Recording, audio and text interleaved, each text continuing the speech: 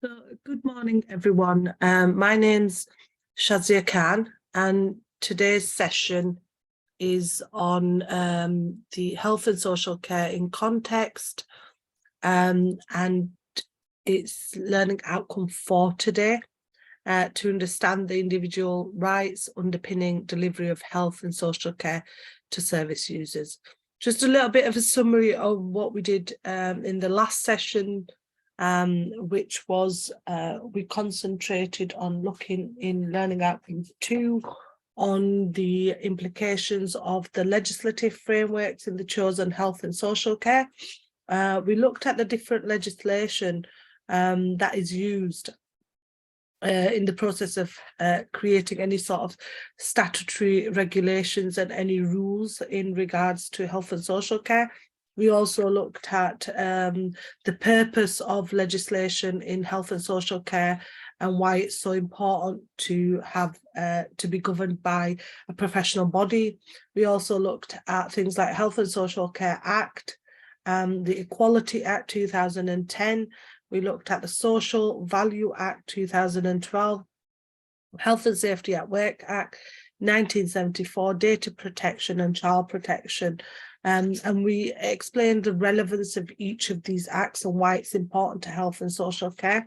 We also looked at the legislation and regulations in process and the interpretation of this legislative framework. We looked at in learning outcome 3, which we looked at the external influences on a chosen health and social care area. We looked at the different factors and organisations that can influence the way the government actually makes decisions on health and social care, and why that has an influence on health and social care settings. We also looked at the size and the burden of health and social care. Some influences can be things like, individual government organisations that can have an impact on what the government decide, such as Department of Health and Social Care, OTHM Treasury. We also looked at the influence of pressure groups in regards to public health and how they try to raise the profile and try to improve the health of their members, things like members of Mothers Against Drunk Driving, which is MADD, and their influence is in regards to drunk driving, and then advocacy and any sort of issues in relation to health. We looked at also the impact of charitable organisations such as Age UK and Bernardo's, and the impact on social values, things like studies and research that needs to be conducted as well. And we looked at things like the barriers that have access to health and social care, which can be things like your age, your gender, your disability, language, cultural barriers, and how we try and overcome these barriers as well. We also looked at difficulties in recognising health and social care problems, actively seeking help. So if things like lack of internet, there's no GP registration.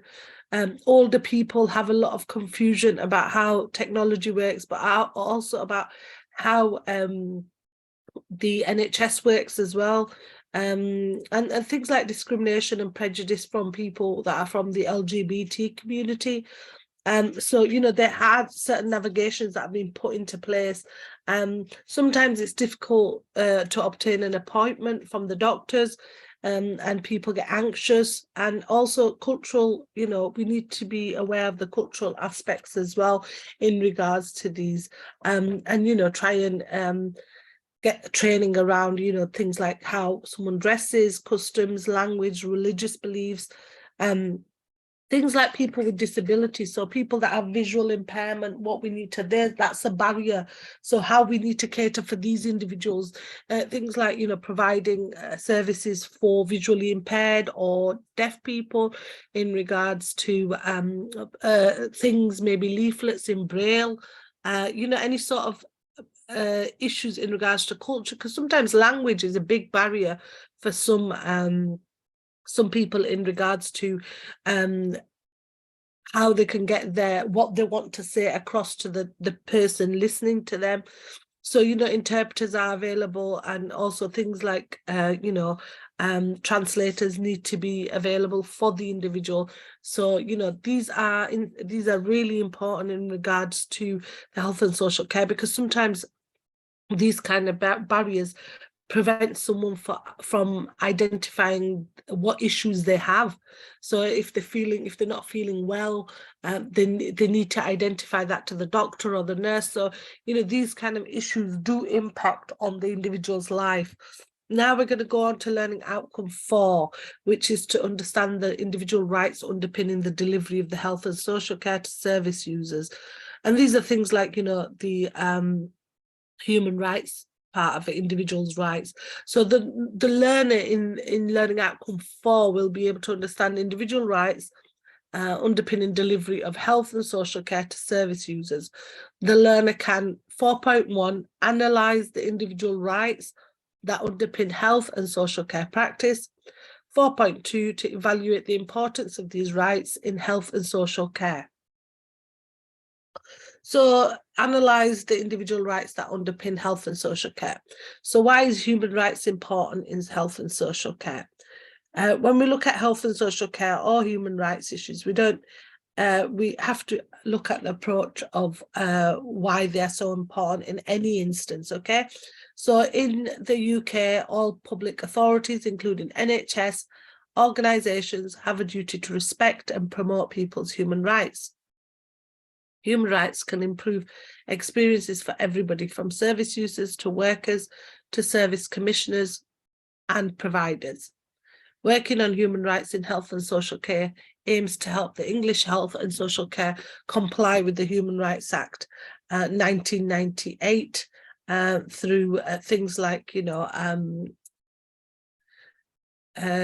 increased knowledge, understanding, ability to meet duties, to respect, protect and promote human rights, including by addressing inequalities, to increase knowledge, understanding and the ability to translate human rights concepts and protections into higher quality service designs and delivery, and to improve care practices, care experiences for patients, service users, their families, carers, through embedding a human rights-based approach into a delivery service delivery. Now, when we look at the human rights approach, it's all in regards to human rights. It's there to respect diversity, promote any sort of equality, and ensuring human rights helps to make sure that everyone using the health and social care services receives good quality. And that's their core purpose for the NHS, that everyone in the health and social care receives a good receives a good quality, but also people are not discriminated on the basis of their age, gender, disability or anything, and everyone is treated the same, because this is so important within the health and social care that, you know, everyone should be treated equally. And then we go on to the individual rights that underpin health and social care. So individual rights that underpin health and social care will depend on the context, but some examples are things like equality of access. Is this the concept of all persons should have equal rights to access to anything they desire, the right to choice, so everyone has a right to pursue choices that others may consider unwise, for example, eating unhealthy foods, engaging in dangerous sports, buying lottery tickets, etc. This right should not diminish simply because a person uses care services. And when we look at human rights within the health and social care profession, this includes not being discriminated against, getting information about your treatment, and being able to see your medical records. You should generally have the right to consent before receiving treatment and refuse treatment, except in certain situations. And sometimes it's a religious thing when people refuse any sort of treatment. Also, the human rights are there to provide a helpful framework that covers key elements that are important to us all human beings, such as life, dignity, and privacy. This can help NHS organisations ensure that individuals receive fair, dignified, and equitable treatment within the healthcare system and improve patient outcomes. You know, it's really, really important when we look at human rights within the health and social. We are there to give everyone their human rights, but also the Human Rights Act is there to provide equality for every individual. So as I mentioned earlier, it's the right to dignity and respect, which is an important right when you look at the issue of human rights. And in regards to dignity and respect, dignity in the healthcare profession means providing care that supports the self-respect of the person, recognizing their capacities and ambitions and does not undermine it. Also, it's things like privacy, which is giving someone space when they need it. Dignity, which is focusing on the value of every individual, including respecting their views, choices, and decisions, and not making assumptions on how they want to be treated, and working within the care compassion, communicating directly with individuals. They are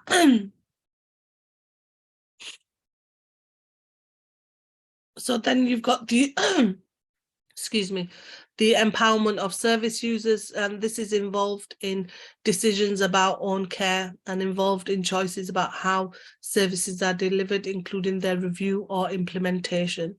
The right to safety, another really important element within the human rights element is the right to safety, which is the right to be protected against consumption of goods and services hazardous to health. So any sort of things that will affect your right to safety, and it's your legal right where you receive, they should be offered safety, and obviously when patients come in, they need to be you know, in a safe environment, and staff as well. 4.1 is to analyse the individual rights that underpin health and social care practice. So needs assessment is a systematic process for determining addressing needs. And needs assessment is what your requirements are in regards to what you need in the healthcare profession, and what your you know, it's an important tool to have, because it's a process for identifying any sort of unmet health and healthcare needs, and what changes are required to identify the needs, because, you know, you need to be able to assess data, assess things like, you know, examples could be if you have a focus group, observations, these are all need. Confidentiality is really important within the health and social care profession as well. Everyone does not have the right to access your sources, and person-centered approach, again, any rights confirmed by the legislative, such as the UN Convention on Human Rights, Rights of a Child and Equality Act. We've got the person-centered approach there, which it promotes positive well-being, supports independence, honours choice, improves quality of life, empowers residents, and enhances dignity. So a person-centered approach is really good to use in the health and social care profession, because it identifies all the elements that I've just identified, which is things like improving your quality of life. You know, it will identify how to improve your quality of life. Also, you know, it focuses on the things like care, support, and any treatment that matter to the patient and their family and carers. So, you know, these are things that need to be considered. So, you know, a person-centered approach is quite good to use in the health and social care profession. It also takes into account any sort of preferences and choices that the person needs, and putting the person's values at the center of the care. You know, so if it's again elderly person, you'd be putting their needs at the center and ensuring that they are comfortable and safe, and emotional support involving any sort of issues with family or friends. 4.2, to evaluate the importance of these rights in health and social care. Why is it important that we have rights in the health and social care setting? I mean, it's important in any sort of setting why we have rights, but within the health and social care, it's important that we have our rights, because you feel like you're not being discriminated against, and you'd be getting information about your treatment. So every single person in the UK comes into contact with NHS at some point in their lives, usually when they are at the most vulnerable. Therefore, it is essential that human rights are taken into account when delivering our services.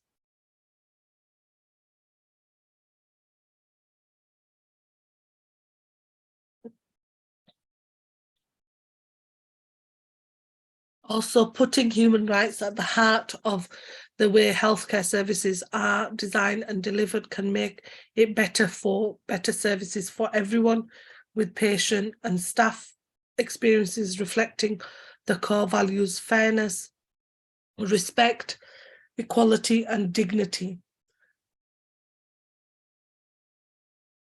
The Human Rights Act 1998 helps protect the most vulnerable in the communities, including people receiving care and support. And if you know your rights, you can shape the decisions made about your care so that rights can be protected. It also means that those responsible for providing any sort of care should respect these rights.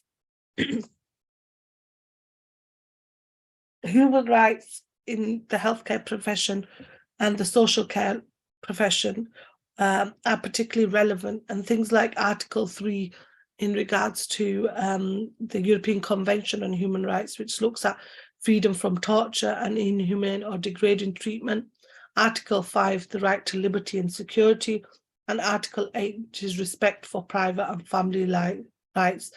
And these are important in any sort of setting, not just the health and social care setting.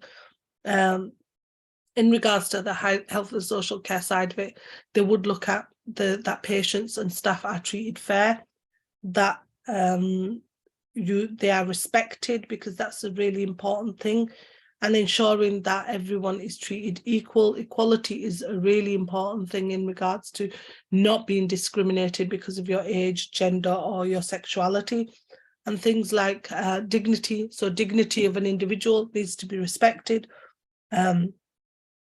And, you know, main things is fairness, respect, dignity, and autonomy, which is really, really important as well.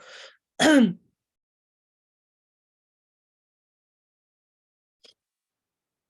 know, we need to be looking at things like, you know, when we look at discrimination and fairness, we need to be protecting individuals, people's dignity. And the act that protects this is the Equality Act, which needs to apply in regards to this.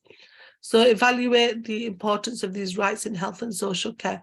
So the importance of rights in health and social care is to ensure health and social care needs are properly met.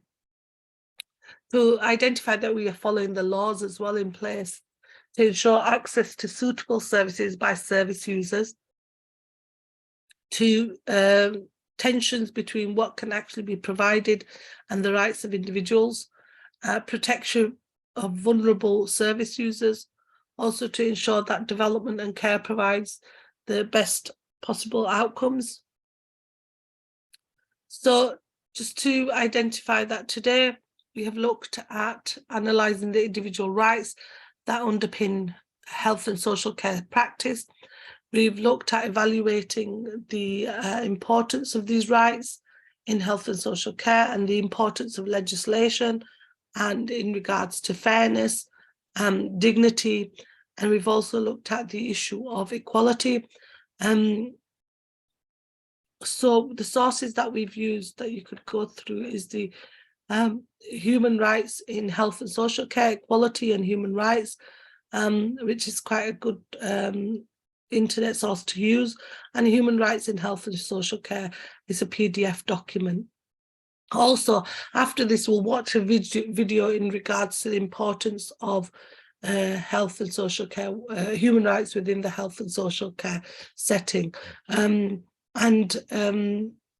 We're going to finish off the session now, so please go on to Moodle and check your resources, also any sort of additional reading that you need to get.